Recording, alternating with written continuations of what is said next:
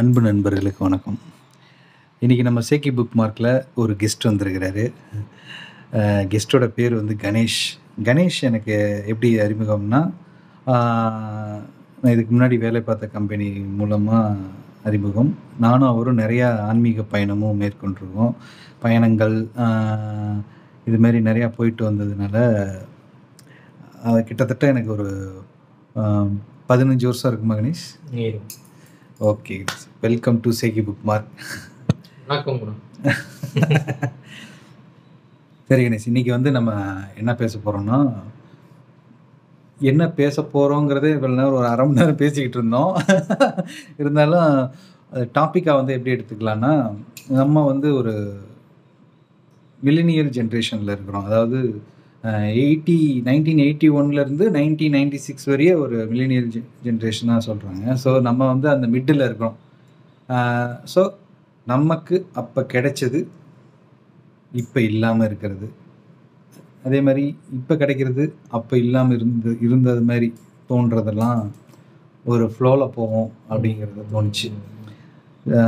So அப்படி பார்க்கும்போது உங்கள் வீட்டுக்கு முதல் முறையாக வாங்கின டிவி என்ன கணேஷ்? முதல் முறையாக நாங்கள் ஃபஸ்ட்டு டிவி அப்படின்னு ஃபஸ்ட்டு நான் வாங்கலை. முதல்ல நான் பார்த்தது வந்து பக்கத்து வீட்டு டிவியை தான் நான் பார்த்தேன். Exactly, correct. எல்லாரும் நாங்கள் வந்து எங்கள் அப்பா வந்து ஆர்மியில் இருந்தார்.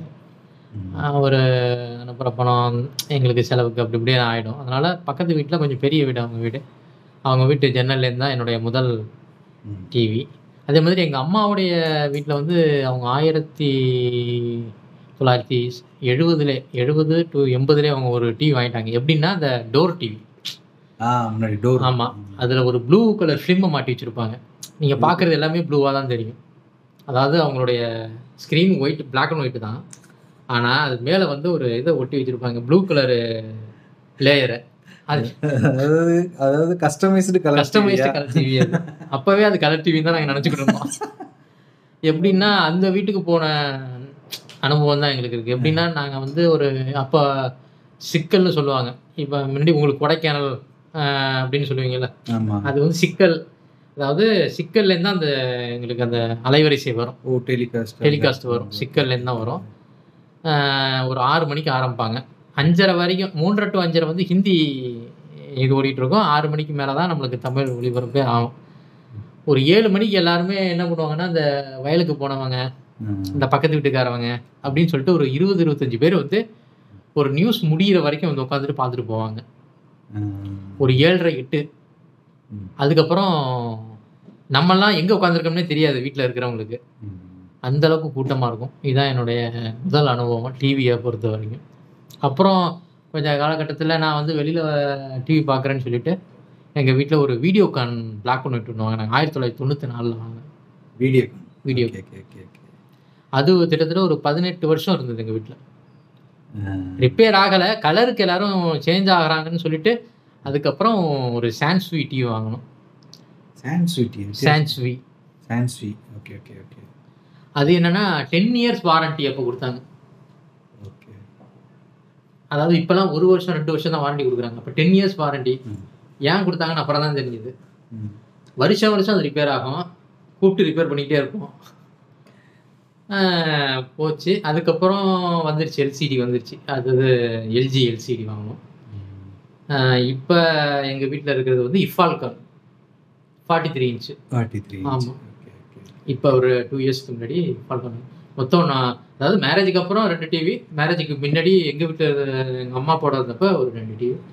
இதுதான் எங்களுடைய இது. ஆனால் கணக்குப்படி பார்த்தா இப்போ 10 yearsக்கு ஒரு டிவி வந்து பர்ச்சேஸ் பண்ணுற மாதிரி தான் இருக்குது. அதாவது நீங்கள் சொல்கிறதுபடி பார்த்தா வாங்கின டிவி 18 வருஷம், அதுவும் மாற்றணுங்கிறதுக்காண்டி மாற்றிருக்கீங்க. ஸோ அதோட குவாலிட்டி எப்படி இருக்கு? இப்போ வந்து இந்த கன்சியூமர் பண்ணுற இது வந்து அதிகமாகிடுச்சு. அது நல்லாவே தெரியுதுல்ல, டிஃப்ரென்ஸ் நல்லாவே தெரியுது. ரிப்பேர் பண்ண வரவங்களே சொல்கிறாங்க, இது எங்களால் ரிப்பேர் பண்ண முடியாது, இது வந்து மோல்டடாக இருக்குது. முன்னாடி தனித்தனி பார்ட்ஸாக இருந்தது. இப்போ பிக்சர் டியூபு, ஐசி இதெல்லாம் தனித்தனி பார்ட்டாக இருந்தது. நீங்கள் பழசுலேருந்து எடுத்து மாட்டிக்கலாம், இல்லைன்னா இன்னொரு டிவி ரிப்பேருக்காக வரும், அவங்க விற்றுருப்பாங்க, அந்த பார்ட்ஸ்லேருந்து வாங்கி போடலாம்.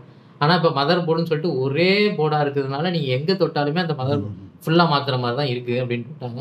இப்போ நாங்கள் கடைசியாக ஒரு 4500 கொடுத்து ஒரு இது வாங்கினோம். அதாவது அந்த இது போயிடுச்சு, அந்த டிஸ்பிளே போயிடுச்சு. 4500 மறுபடியும் ஒரு 6 மாதத்தில் மறுபடியும் போயிடுச்சு. அதனால் நான் என்னுடைய இது என்னென்னா, ஒன்ஸ் ரிப்பேர் ஆகிடுச்சு 4000 செலவாகும்னு சொன்னால் நீங்கள் ஒரு மினிமம் ஒரு 10,000 ஒரு புது டிவி வாங்கிடலாம். இதுதான் இதுல இருந்து என்ன தெரியுதுன்னா, இப்போ ஒரு ஒரு வற்புறுத்தல்லையே நம்மளை வந்து கன்சியூம் பண்ற மாதிரியான ஒரு ப்ராடக்ட் தான் வருது. 4-5 வருஷத்துல நீங்க புதுசுக்கு மாறியாகணும். அது அதாவே தெரியுது. ஆமா, ஏன்னா மேனுஃபேக்சர் பண்ணிட்டே இருக்கேன், உங்களை வந்து கொஞ்சம் கஸ்டமரா வச்சுக்கிட்டே தான் இருக்கேன். ஸோ அதோட குவாலிட்டியும் அந்த ரேஞ்சு தான் கொடுக்குறான். இருக்கும். நீங்களும் மைண்ட் செட்டை மாத்திக்கிறது நல்லது. நான் வந்து பழசுல வந்து 10 வருஷம் நான் வச்சிருந்தேன், 18 வருஷம் வச்சிருந்தேன், வேலைக்காகாது. நீங்க வந்து மொபைல்னா 2 வருஷம் தான், அது மாதிரி டிவினா ஒரு 5 வருஷம் வேணா ரிப்பேர் பண்ணி ஓட்டிக்கலாம். அதுவும் இப்போ ஓஎஸ் ரிலேட்டடா வருது, அதோட ஸ்பேரையும் நிப்பாட்டிடுறானுங்க 2 வருஷம் 3 வருஷத்துலேயே. அதனால என்னோட இது என்னன்னா, ரொம்ப சோனி அந்த நம்ம மீடியமா ஒரு நார்மலா இருக்கிற ஃபேமிலிக்கு ஒரு 40,000 50,000ன்னு போகாம ஒரு 15,000 20,000ன்னு மினிமமா இருக்கிறத வாங்கிக்கிட்டு அதுல என்ஜாய் பண்ணிக்கிறது நல்லது நான் என்னுடைய கருத்து. ஓகே. ஸோ இதோட என்னோட எக்ஸ்பீரியன்ஸையும் சொல்லிடுறாங்க. எனக்கு தெரிஞ்சு மிட் ஆஃப் த 90s முன்னாடி 80s எண்டில் எனக்கு விவரம் தெரிஞ்சு சாலிடர் டிவி வாங்கினாங்க. எனக்கு தெரிஞ்சு மொதல் டிவியே கலர் டிவியாக தான் வந்தது. அந்த டிவியை பார்த்தீங்கன்னா, இந்த அப்போல்லாம் வந்து ஒளிபரப்பு போயிருச்சுன்னா ஒரு கலராக அதோட ஆடு மாதிரியே தான் வரும், அந்த டிவியோட சிம்பிளே வரும். அதுதான் பார்த்த ஞாபகம். நீங்கள் சொன்ன மாதிரி அதே தான். ஒரு இந்த ப்ரோக்ராம்லாம் வந்துச்சுன்னா அவ்வளோ கூட்டம் வரும். நீங்கள் உங்களுக்கு தெரிஞ்சு நீங்கள் பார்த்த ஒரு ஃபேமஸான ப்ரோக்ராம்னா இது? நிறைய இருக்குது. இப்போ அதாவது நான் வந்து சின்ன வயசில் பார்த்த ப்ரோக்ராம் எல்லாமே தாறுமாறான ப்ரோக்ராம் தான். இப்போ வந்து நீங்கள் நினப்பில் கூட வச்சுக்க முடியாது. சக்திமான் சொல்லலாம். சக்திமான், சந்திரகாந்தான்ட்டு ஒரு ஹிந்தி ரீமேக் நாடகம். சந்திரகாந்தான்னு சொல்லிட்டு 9 மணிக்கு ஞாயிற்றுக்கிழமை போடுவாங்க. அப்புறம் வந்து ஒளியும் ஒளியும் டிஃபால்ட்டு.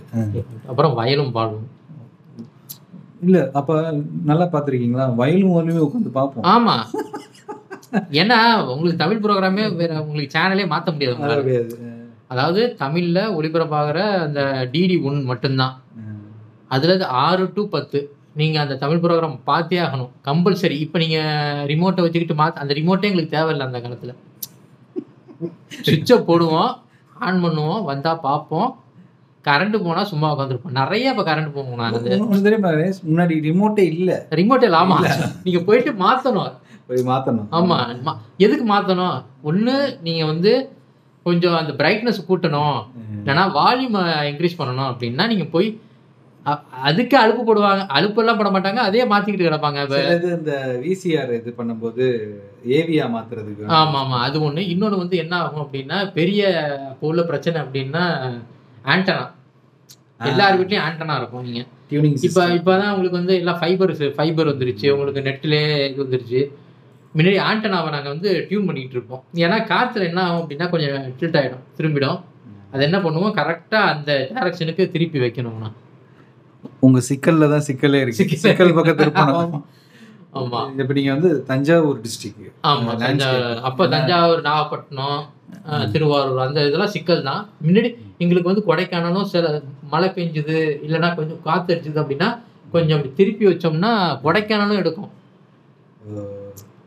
அது வந்து ரேர் கேஸ்ல. Okay, super. அதேமாரி ரேடியோ தான் நிறையா ஓடுங்கண்ணா எல்லார் வீட்லேயும். காலையில் எந்திரிச்ச உடனே ஒரு ரேடியோ போட்டு விட்ருவாங்க. எந்திரிக்கும் போதே அந்த ஆகாசவாணியின் செய்தி அறிக்கை அப்படின்லாம் நல்லா இருக்குல்ல. அதுமாரி பேசிக்கிட்டு இருக்கும்போதே ஒரு டீ எடுத்துகிட்டு வந்து வெளியில் உட்காந்துக்கிட்டு அப்படியே பொறுமையாக குடிச்சிக்கிட்டு அதை அப்படி கேட்குறதுல ஒரு தனி சுகம். ஸ்கூல்லலாம் இருக்கும், ஆனால் ஒரு 15 நிமிஷம் அப்படியே ஒன்றுமே பண்ணாமல் டீயை குடிக்கிறது கொஞ்சம் அப்படியே ஒரு இதமாக இருக்கும், கொஞ்சம் ரிலாக்ஸாக இருக்கும். அது வந்து என்னென்னா ஒரு டைம் வந்து ஸ்பீடாக போகிறப்ப அதை ஒரு ஸ்டாப் பண்ணிவிட்டு கொஞ்சம் நேரம் ரிலாக்ஸுக்காக ஒன்றுமே பண்ணாமல் சும்மா அப்படிங்கிற மாதிரி இருக்கும் நேரம். அதுலேயும் இந்த ஆல் இண்டியா ரேடியோவில் ஒரு அவங்களோட வாய்ஸ் மாடுலேஷனே நம்மளை வந்து ஒரு தூக்கத்தில் எந்திரிச்சு உட்கார வச்சு திரும்ப அப்படியே தாளாட்டுற மாதிரி. ஆமாம், ஒரு ஃபில்டர் காஃபி அப்படி குடிக்கும் போது அது இன்னும் அது ஒரு என்டர்டைன்மெண்ட்டாக இருந்தது. அதுக்கப்புறம் நம்ம தலைவர் தென்கட்சிக்கோ தென்கட்சிக்கோ சுவாமிநாதன் அவரோட கதையை கேட்கறதே ஒரு அப்புறம் வலம்புரி ஜான் இருந்தாரு அப்ப அந்த காலகட்டத்தில். அவரோட ப்ரொனன்சியேஷன்லாம் அப்படி இருக்கும். அந்த அவரு கொஞ்சம் நல்லா டெக்னிக்கலாகவும் பேசுவார், அறிவியல் சம்மந்தமாக பேசுவார், நிறைய அவருக்கு தெரியும். இலங்கை ஸ்லாங்ல. வேற நம்மளோட ப்ரோக்ராம்ல வந்து பாத்தீங்கன்னா வயலும் வாழும் ஒளியும் ஒளியும் வேற இன்னும் நிறைய இது இருக்கே. கார்ட்டூன்ல பாத்தீங்கன்னா பாப்பாய் சைலர் மேன் இல்ல, அது வந்து நம்ம கேபிள் டிவி வந்ததுக்கு அப்புறம் தூர்தர்ஷன்லயே நம்ம வந்து மோக்லி. ஆமா, அதாவது ஜங்கிள் புக். வேற ஜெய் ஹனுமான். அதுக்கு பாட்டெல்லாம் இருக்கும், அதை மனப்பாடம் பண்ணிட்டு உட்காந்துருப்போம். ஜெய் ஹனுமானுக்கு ஒரு பாட்டு இருக்கு. அது ஆமா, அது ஒன்று வரும். அதே மாதிரி மகாபாரதம், கிருஷ்ணர் வருவார் இங்கே கறி குழம்பு இட்லி வச்சு. ஆனால் அந்த சமயத்தில் கரண்ட் கட்டு அதிகமாகும். நம்ம வந்து அதிகமாக சபிக்கப்பட்டது அந்த கரண்ட்டு கரையில தான். அதாவது ஆமாம், அந்த ஈபியை வந்து அதுவும் இந்த ஒளியும் சண்டே வர படம் சனிக்கிழமை காலையில் ஆஃப் பண்ணிட்டாங்கன்னா முடிஞ்சுது. சக்திமான் மிஸ் ஆச்சுனாலே டென்ஷன் தான் ஆகும். இல்லை, இப்போ நான் எதுக்கு இதை சொல்ல வரேன்னா, இப்போ நிறைய ப்ரோக்ராம் வருது. அதில் வந்து இப்போ மக்கள் வந்து இதே மாதிரி ஒரு 15 வருஷம் கழிச்சு அவங்களால ரீகால் பண்ண முடியுமாங்கிறது எனக்கு இருக்கும். இப்போ வந்து இப்போ இருக்கிற பசங்களாம் நருட்டோவின் உச்சக்கட்ட கொலவெறியர்களாக இருக்காங்க. நருட்டோ ஃபேன்ஸாக தான் இருக்கிறாங்க. நருட்டோ, அதுக்கப்புறம் அதுக்கு கீழே வந்து பார்த்தீங்கன்னா இல்லை, கொஞ்சம் நான் வந்து வளர்ந்து காலேஜுக்கு வரும்போது நான் வந்து என்னுடைய தம்பி சின்ன பசங்களாக இருந்தாங்க. அப்போல்லாம் வந்து அந்த ஒரு என்ன பார்த்துக்கிட்டு இருந்தாங்கன்னா, டிமுன் பூம்பா அப்படின்னு சொல்லிட்டு ஒரு இது அந்த இதில் வரும்ல, லயன் கிங்கில் டிமுன் பூம்பா, அந்த பன்னியும் அந்த ஒரு மாதிரி ஒரு இது. அது வந்து டிமுன் பூம்பானே தனியாக ஒன்று ஓடிட்டு இருக்கோம், அதை பார்ப்பாங்க. இன்னொன்று வந்து இந்த கலராக ஒன்று ட்ரெஸ்ஸை போட்டுக்கிட்டு ஜெட்டிக்ஸ் பவர் ரேஞ்சர்ஸ் அதுமாரி பார்த்துக்கிட்டு இருந்தாங்க. இப்போ என்ன பார்க்குறாங்கிறது எனக்கே தெரியல. என் பசங்க வந்து இப்போ என்ன பண்ணிட்டு இருக்காங்க தெரியுமா, அந்த விளையாடுறத பின்னாடி இது பண்ணி கமெண்ட் பண்ணிட்டு இருக்காங்க, அதை பார்த்துட்டு வந்திருக்காங்க. அந்த கேம் விளையாடாலும் பரவாயில்ல, ஆனால் பிரயோஜனமே இல்லாமல் அந்த கேமை நரேட் பண்ணிட்டு இருக்கான் ஒருத்தன், அதை பார்த்துட்டு இருக்காங்க. அது ஒரு வகையான இதுதான் அந்தது. அதுக்கப்புறம் இந்த ஜெல்லி மாதிரி இருக்கும், அதை எடுத்து அமுக்கி பண்ணுறது, அந்த இதெல்லாம் பார்ப்பாங்க. அது கொஞ்சம் அந்த பொம்பளை பிள்ளைங்களுக்கு கொஞ்சம் ஆமாம், அது பிடிக்கும். அந்த குழந்தைங்க, பெண் குழந்தைங்கலாம் அந்த மாதிரி வீடு கட்டுறது, அந்த சின்ன இதெல்லாம் கிளே வச்சு இது பண்ணுறது. ஆனால் நீங்கள் சொல்லுங்கள், கேபிள் டிவி வந்ததுக்கப்புறம் ஒரு சில ப்ரோக்ராம்லாம் பார்ப்போம் தெரியுமா? ஆமாம் ஆமாம் ஆமாம், முக்கியமாக கார்ட்டூன்லேருந்து ஆரம்பிப்போம். பாப்பாய் எப்போ வந்துச்சு.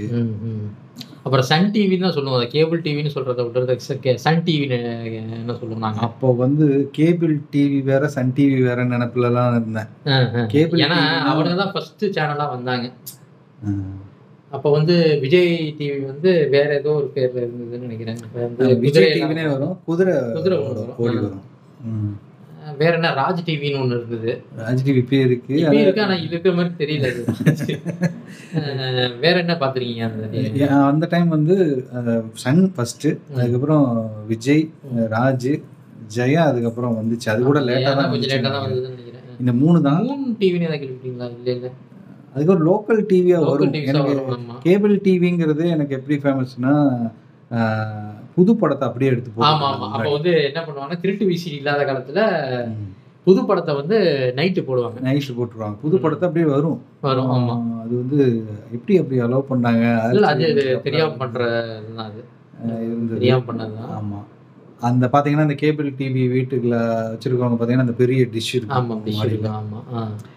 ஸோ சன் டிவின்னு பார்த்தீங்கன்னா எனக்கு வந்து இந்த பாட்டுக்கு பாட்டு காலையில் அந்த இலங்கை ஒருத்தர் பேர் மறந்து போச்சா, அப்துல். ஆமாம், ஒரு இலங்கை வானொலியில் வந்திருப்பார். அவரும் அப்துல் ஹமீதுன்னு நினைக்கிறேன். அப்துல் ரஹ்மானா ஹமீதா தெரியல, அப்துல்னு தெரியுது. அவர் நல்ல இலங்கை வானொலி இருந்து வந்தவர். நல்ல 8:30 மணிக்கு அதை போட்டுருவாங்க. அதுக்கப்புறம் மகாபாரதம் ஏதாவது ஒன்று ஓடிட்டு இருக்கும். அப்புறம் பட்டிமன்றம் விசுவின் அரட்டை அரங்கு ரொம்ப வருஷம் ஓடிச்சு. ஆமாம், கிட்டத்தட்ட உள்ள இந்த ஸ்டேஜுக்கெல்லாம் அதுதான் ஃபர்ஸ்ட் முன்னோடியது. அந்த இப்போ நீயா நானா அதெல்லாம் வந்திருக்குன்னா அப்ப இப்ப அதை போட்ட கிரிஞ்சுன்னு சொல்லிடுவாங்க.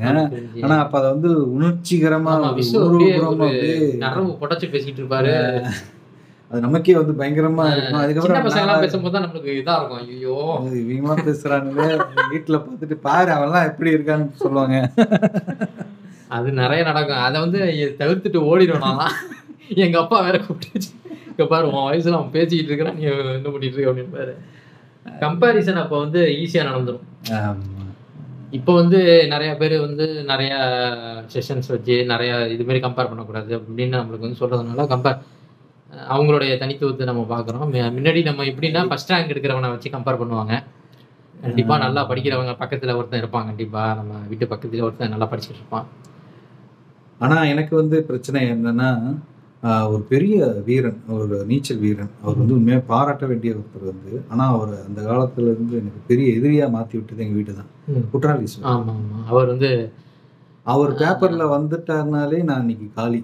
எங்க அப்பா கூப்பிட்டு உட்கார வச்சு, பாரு வயசு தான் ஆரம்பிச்சு, பாரு உன்னை வயசுட்டு தான் இருக்கு, நீ பாரு என்ன பண்ணிட்டு இருக்காரு, இங்க இருந்து இங்க போறாருன்னு சொல்லிட்டு. அது வந்து நான் என்ன சொல்லுவேன்னா, அது ஒரு வாய்ப்பு தான். உங்களுக்கு அந்த வாய்ப்பு இருந்ததுன்னா நீங்க பண்ணியிருப்பீங்க, எனக்கு அந்த வாய்ப்பு கிடைந்தா பண்ணியிருப்பீங்க. இப்போ என்னன்னு வச்சுக்கலாம், எங்கள் வீட்டில் விளையாட போவேன் அப்படின்னாலே விட மாட்டாங்க.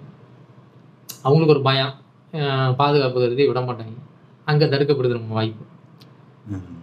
என்ன இப்போ நான் எனக்கு இன்ட்ரெஸ்ட் எதுன்னா கிரிக்கெட் விளையாட போவேன், இல்லைனா ஏதாவது ஒரு வாலிபால் விளையாட போவேன், இல்லைனா ஏதோ ஒரு ஸ்கிப்பிங்கோ ஏதோ ஒன்று விளையாட போவேன்னா ஃபர்ஸ்ட் எடுத்தோடனே தடுத்துருவாங்க. ஸோ இப்போ இருக்கிற பேரண்ட்ஸ் டேலண்ட்டை கண்டுபிடிக்கிறாங்க, அதுக்கான கிளாஸ்லையும் சேர்க்குறாங்க. அதில் அவங்க வராங்களோ வரலையோ, இருந்தாலும் அவங்களுடைய ஆக்டிவிட்டியாக மாறுது. இப்போ வந்து ஒருத்தர் டென்னிஸில் சேர்க்குறாங்கன்னா அவங்க வாழ்நாள் முழுக்க ஒரு டென்னிஸ் விளாண்டுக்கிட்டே இருக்காங்க, அவங்க உடல் ஆரோக்கியமாக இருக்குது. இல்லைனா கிரிக்கெட்டில் சேர்க்குறாங்கன்னா அது ப்ரொஃபஷ்னலாக கற்றுக்குறாங்க. இப்போ கபடி, ரன்னிங் ரேஸு எதாக இருந்தாலும் அவங்க இப்போ வேலைக்கு சேர்க்கறதுக்கு கூட ஒரு இதாக இருக்குது, கோட்டா ஒன்று இருக்குது. அதில் நம்மளுக்கு அதெல்லாம் தெரியாது. அப்போ வந்து அவேர்னஸ் கம்மி நம்மளுக்கு. நம்ம வந்து உடற்பயிற்சிக்காக நம்மளுக்கு ஒரு இன்ட்ரெஸ்ட் விளாண்டது. இப்போ வந்து அதை வந்து ஒரு பேஷன், அவங்களுடைய வேலைக்கான ஒரு இதாக இப்போ எல்லாமே ஒரு பிளான்டாக இப்போ இருக்காங்க. அது நம்மளுக்கு நம்ம காலகட்டத்தில் அது இல்லை. அது ஏன் இல்லைன்னா, இப்போ இடையில நான் வந்து ஒரு சமீபத்தில் வந்து ஒரு ஆர்டிக்கிள் படித்தேன், நம்மளோட ஜெயமோகன் அவரோட பிளாக்ல. அதில் வந்து ஒருத்தர் வந்து கேட்டிருப்பார், இந்த மாதிரி இப்போ இருக்கிற ஜென்ரேஷனை இது இல்லை, சரியா இல்லை, நாங்கள் இருக்கும்போது நல்லா இருந்ததுங்கிற மாதிரி ஒரு சொல்கிறாங்க. அது எப்படி எல்லா ஜென்ரேஷன்லையும் அப்படி தான் வருமா அப்படிங்கிறபோது அவர் சொல்லியிருந்தார், அது ரொம்ப தப்பு. அதாவது அவர் 80s 1800 எண்டுலேருந்து சொல்லுவார், ஒவ்வொரு ஜென்ரேஷனாக அப்போ எவ்வளோ வறுமை இருந்தது, எவ்வளோ அடிமைத்தனம் இருந்தது, அந்த வறுமைக்கு அப்புறம் எவ்வளோ இந்த பிளேக் நோயினால் இறந்த ஒரு ஜென்ரேஷனே இருக்குது, பெரிய பெரிய விஷவாயுனால் இறந்தவங்க இருக்காங்க, டைப்பாய்டு அந்த இதில் இருந்ததில் இது எத்தனை இருக்காங்க. இதெல்லாம் கடந்து வந்து 70ஸ்லாம் 60s பெரிய பஞ்சம், இதெல்லாம் தாண்டி இப்போ வந்து 90ஸ்ல தான் உலகமயமாக்கல்ல ஒரு ரவுண்டு வந்து நரசிம்மராவ் அந்த டைமில் ஒரு எம்என்சி கம்பெனிலாம் உள்ளே வருது, தொழிலெலாம் வந்து ஒரு பணப்புழக்கம் வந்து இப்போ வந்திருக்கு. ஸோ இப்போ வந்து நிறையா வாய்ப்புகள் இருக்குது, அது அப்படி சொல்லக்கூடாது. வாய்ப்பு இருக்குது. முன்னாடி இப்போ எங்கள் அப்பா காலத்தில் எப்படின்னா, எங்கள் பெரியப்பா வந்து கூட பிறந்தவங்க நிறைய பேர் இறந்துட்டாங்க. என்னன்னு கேட்டிங்கன்னா அம்மா தான். இப்போ அந்த அம்மாங்கிறது இல்லை, இப்போ வேறு உருவத்தில் இப்போ வந்து கொரோனா. ஆனால் அந்தந்த காலகட்டத்தில் ஒரு டிகேட்டுக்கு இல்லைன்னா ஒரு 20 வருஷத்துக்கு ஏதோ ஒன்று, இது வந்து இயற்கையாகவும் இருக்கலாம், செயற்கையாகவும் இருக்கலாம், அது எனக்கு தெரியல. ஆனால் ஒன்று நடந்துட்டு தான் இருக்குது. ஆனால் நம்ம வந்து ஃபுல்லாக வந்து பியூராக அந்த காலத்தில் இப்படி நடந்தது, இந்த காலத்தில் இப்படி நடக்குது அப்படின்லாம் இல்லை. ஆனால் அந்தந்த காலகட்டத்தில் ஏதோ ஒரு இயற்கை பேரிடர் சேர்க்கை நடந்துட்டு தான் இருக்குது. அந்த மனித கொத்தா சாவறது வந்து நம்ம ஜென்ரேஷன்லேயும் பார்த்துட்டோம். இப்போ எங்கள் அப்பா சொல்லுவாங்க, எங்கள் அப்பா காலகட்டத்தில் அந்த அம்மா வந்து நிறைய பேர் செத்துக்கிட்டே இருந்தாங்க, இப்போ கொஞ்சம் பரவாயில்ல அப்படிங்கிறதுக்குள்ளே கொரோனா வந்து இப்போ உலகத்தையே முடக்கி போட்டுடுச்சு. அதனால் கொஞ்சம் இருக்க தான் செய்யுது அதுமாரி ஒரு இது. ஸோ எல்லா காலகட்டத்துலேயும் ஒரு பேண்டமிக் சுச்சுவேஷன் இருக்க தான் செய்யுது. ஆனால் அந்த பிளாக்ல பேசிகிட்டு இருந்தேன், அதில் என்ன சொல்யூஷனாக சொல்கிறாங்கன்னா, நம்ம அந்த டைமில் வந்து யூத்தாக இருக்கும்போதும் குழந்தையா இருக்கும்பொழுதும் அப்போ இருக்கிற ஒரு ஃப்ரெஷ்ஷான மனநிலையில் எல்லாமே என்ஜாய் பண்ணியிருப்போம். நாள் ஆக ஆக நம்மளால் செயல்பட முடியாத உடலும் மனமும் ஒத்துக்க முடியாத ஒரு சூழ்நிலைக்கு வரும்பொழுது நமக்கு அதுதான் ஒரு ப்ளசன்ட் ஃபீலிங்காக இருக்கும். இப்போ இருக்கிறது வந்து சரியா இல்லை அப்படிங்கிற மாதிரி ஒரு இது வரும். அதனால இப்போ கரண்ட் ஜென்ரேஷன் தப்புன்னு சொல்லக்கூடாது. அதை நம்ம எல்லாத்தையுமே அக்செப்ட் பண்ணி எல்லாத்தையும் அந்த காலகட்டத்தில் நம்மளுக்கு என்ன கிடைச்சதோ அதை வச்சு நம்ம சந்தோஷமா இருந்தோம். இப்போ இவங்களுக்கு என்ன கிடைக்குதோ இதை வச்சு அவங்க சந்தோஷமா இருக்காங்க. ஆனால் நம்மளுக்கு இது அந்நியமாக தெரியுது. இப்போ நம்ம என்ன இருந்தது, நம்மள டிவியை பார்த்தோன்னா ஒரு சந்தோஷப்பட்டோம். மொபைலுங்கிறதே ஒன்றுமே கிடையாது நம்மளுக்கு. அப்போ வந்து போஸ்ட் கார்டு தான். ஒரு லெட்டர் எழுதுனா ஒரு 4-5 நாள் கழிச்சு தான் வரும். அதை வந்து பொக்கிஷமாக வச்சு ஒரு ஆணியில் குத்தி ஒரு டசன் சேர்த்து வச்சுருப்போம். அதை வந்து வருஷத்து எண்டில் ஒவ்வொன்றா படிக்க நம்மளுக்கே ஒரு சுவாரஸ்யமாக இருக்கும். இப்போ மெசேஜ் அதுக்கான ஒரு இது எல்லாம் போயிடுச்சு. இந்த லெட்டர், போஸ்ட் பாக்ஸு இதெல்லாம் நம்ம காலகட்டத்தில் கொஞ்சம் நம்மளுக்கு நல்லா இருந்தது.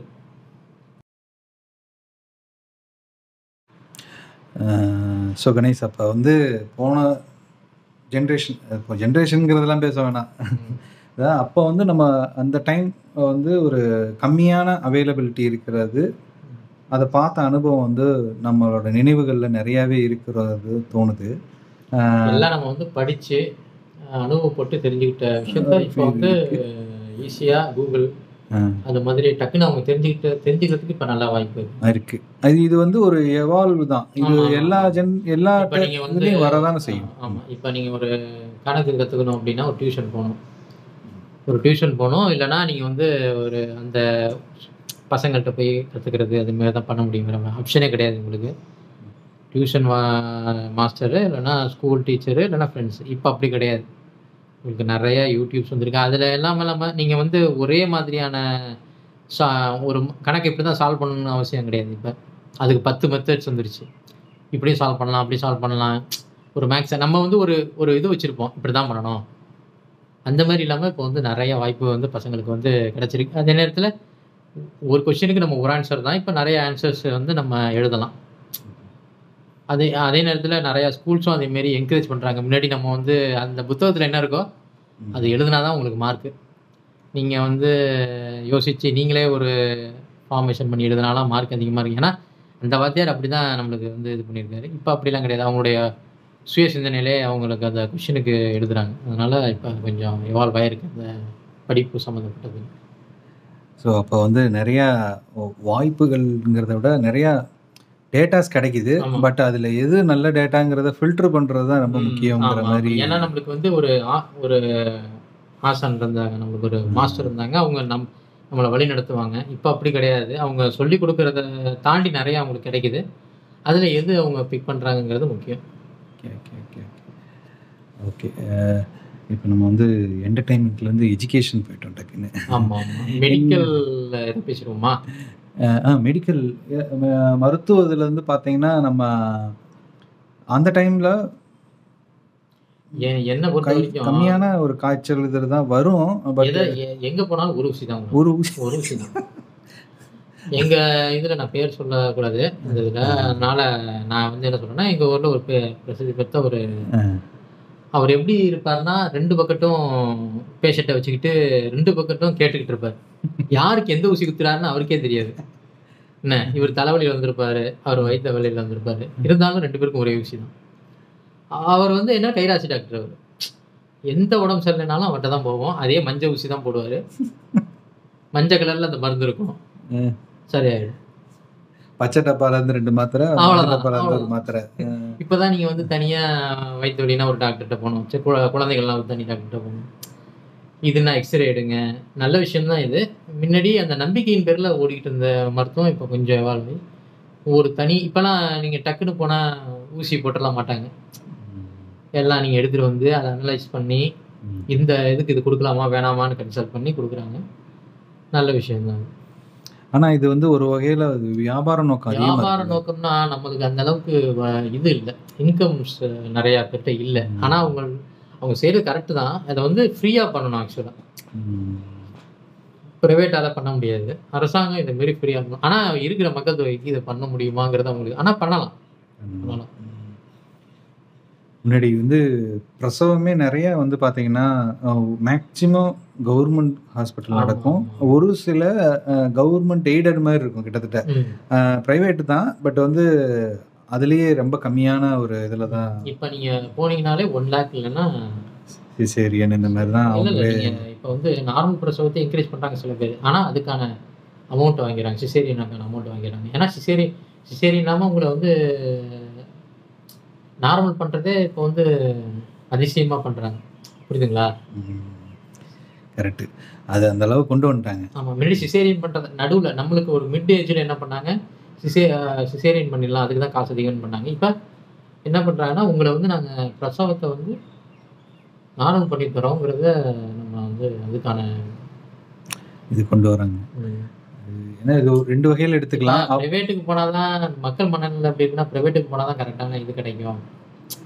ஒரு ட்ரஸ்ட் இருக்கு. அது ஒரு இதில் அது கரெக்டாக இல்லையானே நமக்கு தெரியல. முதல்ல நம்ம ஏன் பயப்படுறோம் அப்படின்னா, ஒரு கவர்மெண்ட் ஹாஸ்பிட்டலுக்கு போனால் அந்த என்விரான்மெண்ட் தான் ஃபஸ்ட்டு நம்ம வந்து அவங்களோட அப்ரோச் ஃபஸ்ட்டு அவங்க ஹார்டாக இருக்கும். அந்த அப்ரோச் 90% நான் வந்து எல்லாரையும் கூட சொல்லலை, 90% எப்படி இருக்கும்னா நம்மளுக்கு ஒரு பயமுறுத்தல். அவங்கள்ட்ட இருந்து ஒரு அந்த அன்பு கனிவுன்னு எதிர்பார்ப்போம். அந்த சமயத்தில் அவங்க என்ன பண்ணுவாங்க அப்படின்னா, வீட்டில் உள்ள கோவத்தெல்லாம் நம்மள்ட்ட காட்டுவாங்க. அந்த போடுமா அந்த இப்படி பண்ணும்போது என்ன ஆகும்னா, நம்மளுக்கு பணம் செலவழிஞ்சாலும் பரவாயில்ல, நம்மளுக்கு அங்கே தான் நம்மளுக்கு நல்ல மருத்துவம் கிடைக்கும்னு நம்ம போயிடணும். ஸோ இதை நம்ம வந்து அந்த அட்மாஸ்பியருக்காண்டி தான் சொல்றது, நம்ம அனுபவப்பட்டது. அதே மாதிரி நம்ம இன்கம் வர வர அதுக்கேற்ற மாதிரியான ஒரு அதுவும் உண்டு. ஏன்னா நம்மளுக்கு வந்து எங்கள் டாக்டர் வந்து அந்த நேரத்தில் வந்து பார்க்கணும். இப்போ கவர்மெண்ட்னா மத்தியானம் 11 மணிக்கு தான் வருவார், 12 மணிக்கு தான் வந்து பார்ப்பாரு. நம்ம அந்த சமயத்தில் வேலைக்கு போயிருப்போம், அந்த கான்டாக்ட் இருக்காது, நம்மள்கிட்ட பேசுகிறதுக்கு அவருக்கு நேரம் இருக்காது. ஏன்னா நிறைய பேரை பார்க்க வேண்டிய அவருக்கு சொல்லியும் குத்தம் இல்லை. ஏன்னா ப்ரைவேட்டில் 100னா அங்கே 1000 பேர் போவாங்க, இல்லாதப்பட்டவங்களும் போவாங்க. அதனால் அவரை குறை சொல்லி பிரயோஜனம் இல்லை. இவருனா நம்மளுக்கு கரெக்டாக நம்ம 7 மணிக்கு போகிறோமா, இந்த விசிட்டிங் ஹவர்ஸு அந்தமாரி ஒரு சொபஸ்டிகேட்டடான ஒரு விஷயம் இருக்கிறதுனால நம்மளும் அந்த நோக்கி போயிட்டுருக்கோம். அதை விட முன்னாடி இருந்த பிரச்சனை வந்து ஒரு 70% வந்து வீட்டிலேயே பார்த்து முடிச்சிடுவோம். ஏன்னா சின்ன சின்ன காய்ச்சல் இதெல்லாம் வந்து பெரியவங்களை இருப்பாங்க, அவங்களே சஜஸ்ட் பண்ணி அதுலேயே சரியாயிடும். இப்போ வந்து அந்த ஒரு அனுபவம் கம்மியாக இருக்கிற மாதிரி இருக்கு. அதனால சின்னதுனாலும் போயிடுறோம். எல்லாமே ப்ரூஃபை நோக்கி ஓடிட்டு இருக்காங்க.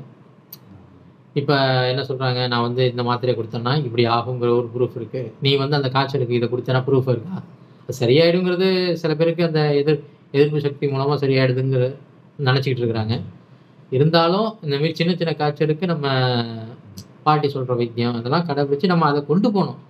அதை விட்டுட்டோம்னா நம்மளுக்கு நாளைக்கு பின்னாடி இந்த வயிற்று வலிக்கு இதை தான் சாப்பிடணும்னு நம்மளுக்கு தெரியாமல் போயிடும். அதனால் நம்ம அதையும் செஞ்சுக்கணும். ரொம்ப முடியல அப்படிங்கிறப்ப நம்ம வந்து நம்ம டக்குன்னு வயிற்று வலிச்சுன்னா அதே நாளில் போகணும்னு அவசியம் இல்லை.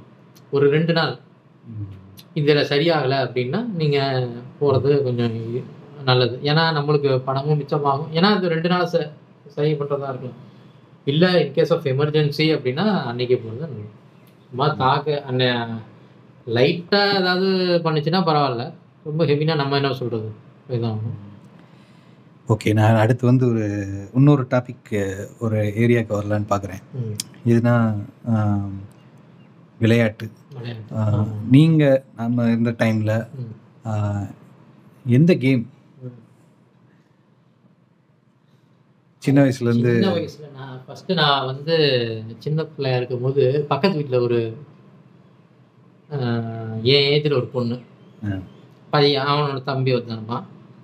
என்ன பண்ணுவோம் அப்படின்னா, இந்த ஜொக்கு ஜாமான்னு சொல்லுவாங்க, இந்த மண்ணள்ளி போட்டு நான் உப்புமா செஞ்சேன், நான் வந்து பொங்கல் வச்சேன் அப்படின்னு சொல்லிட்டு ஒரு விளையாட்டு, அதை விளையாடுவோம் சின்ன வயசில். இருக்கும். அதுக்கப்புறம் இந்த ராஜா ராணின்னு சொல்லிட்டு ஒரு திருடன் போலீஸ் ராஜா ராணி, அது விளையாடுவோம். அப்புறம் வந்து பேங்க் விளையாட்டு விளையாடுவோம். பேங்க் தெரியுமா? பேங்க் விளையாட்டு உங்கள் இதில் எப்படி? அதுக்கு ஒரு அந்த கிட்டெல்லாம் இருக்கா? கிட்டு இல்லை, பேப்பரை வச்சு விளையாடுவோம். அந்த கிட்டு இப்போ வந்து விற்கிறாங்க, முன்னாடி வந்து பேப்பராகவே நம்மளாவே வந்து ரெடி பண்ணுறது. ஆமாம் ஆமாம். அப்புறம் வந்து நொண்டிகோடுனா அந்த கட்டம் போட்டு அதாவது சீல் நீங்க போட்டு இப்பதான் இண்டோர்ல இருந்து அவுட்டோருக்கு லைட்டா அவுட்டோருக்கு வரீங்க. லைட்டா வரும். ஏன்னா ஏன்னா வச்சுங்களேன், அப்போ வந்து எங்க ஏரியால வந்து இந்த லேடிஸ் கொஞ்சம் அதிகம். லேடிஸ் மீன்ஸ் அந்த பொம்பளை பசங்க அதிகம். அப்புறம் ஸ்கிப்பிங்கு. ஸ்கிப்பிங். அதுக்கப்புறம் நான் வேற ஊருக்கு போறேன். அங்க என்ன விளையாடுறாங்க அப்படின்னா பம்பரம், பம்பரம். கோலி குண்டு. இப்பதான் இந்த இதுக்குள்ள வரீங்க, அதாவது ஆமா, பசங்க பசங்க கேமுக்குள்ள கேம் வரீங்க. வரேன் ஒரு 5th 6th கோலி குண்டு. அப்புறம் என்ன விளையாடுறேன்னா இந்த ஏரோப்ளேன் அந்த விளையாட்டு. அப்படியே மிங்கில் ஏரோப்ளேன் மாரி அந்த நுண்டிகளே ஏரோப்ளேன். ஓ, அப்புறம் தாயம். அது டிஃபால்ட். அப்புறம் கேரம் போர்டு. கேரம் போர்டு நல்ல வந்து கிட்டத்தட்ட ஒரு 8th 9th வரும்போது அந்த கேரம் போர்டு, போர்டுலாம். செஸ்.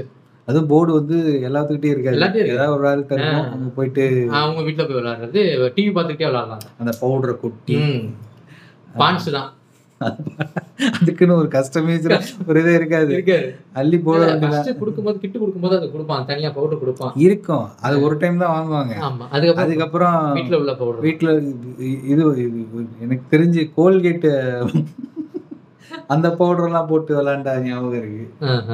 கோல்கேட். ஆமா, அந்த அப்ப பவுடர் அந்த இப்ப நிறைய பேர் அதை யூஸ் பண்றதுன்னு நினைக்கிறேன். உங்களுக்கு கோல்கேட்டுக்கு முன்னாடி வந்து பாத்தீங்கன்னா அந்த கரித்தூள் மாதிரி கோபால் பல் பொடி இருக்கும். ஆமா, அதெல்லாம் விளம்பரம் சொன்னா நிறைய சொல்லிட்டு இருக்கலாம். இந்த இப்ப அந்த நிறைய இந்த வியாபார ரீதியாவே அந்த பிரச்சனை இருக்குது, எனக்கு தெரியும். முன்னாடி கறியை வளர்க்க வேணாமாங்க, இப்ப கறியை வளர்க்குமா. முன்னாடி உப்பை வளர்க்க வேணாமா, இப்ப வளர்க்குமா. அது என்னன்னா அது வியாபார இதுதான். நம்ம அதை விட்டுட்டு வரப்ப இதை பண்ணுமா. அப்புறம் கிரிக்கெட். அதுக்கு முன்னாடி இந்த ரெஸ்லிங் இது கார்டெல்லாம். ஆமா ஆமா ஆமா ஆமா அது வந்து ரெஸ்லிங் விளையாடுறதோட இந்த டென் ஸ்போர்ட்ஸ் அந்த மாதிரி சேனல்ஸ் வந்து பார்த்துட்டு இருக்கிறது தான் ரொம்ப பிடிக்குமா உங்களுக்கு? எனக்கு வந்து